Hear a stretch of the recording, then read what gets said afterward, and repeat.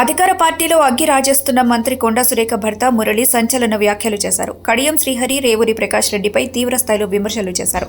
వ్యాఖ్యలపై భగ్గుమంటున్న ఎమ్మెల్యేలు, ముఖ్య నేతలు కొండా దంపతులతో తాడోపేడో తేల్చుకునేందుకు నిర్ణయం తీసుకుంటున్నారు. ఈ రోజు హనుమకొండలో ఎమ్మెల్యేలు, ముఖ్య నేతలు సమావేశమయ్యేందుకు సిద్ధమవుతున్నట్టు సమాచారం.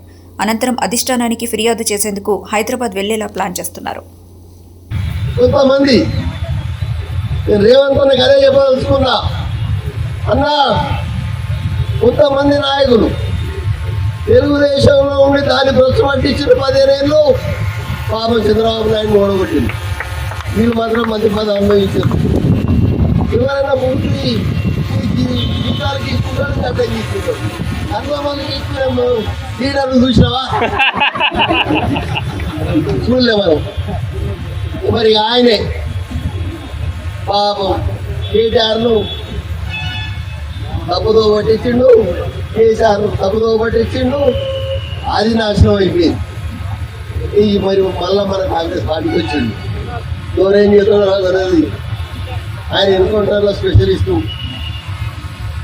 మరి ఈరోజు ఇంత మాట్లాడుతుండు, మరి అన్ని కాడ ఇస్తున్నారు. ఆపరేషన్ కాగారు జరుగుతుంటే వరంగల్లో మన సీను, మరి అలాగే కొన్ని సంఘాలు మరి అప్లికేషన్ పెడితే మనకు కనీసం పర్మిషన్ కూడా ఇవ్వలే.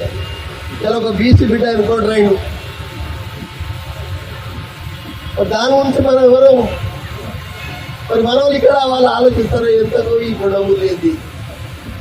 అదే నేను మీకు ఒకటే మాట చెప్తున్నా, కొండ మురళి లెక్క మీకు ఇద్దరు ఉంటే, కొండ మురళి లెక్క మానవత్వం ఉంటే మీరు బయట పాటించిన వచ్చిన రాజీనామా చేసి మళ్ళీ గెలవాలి.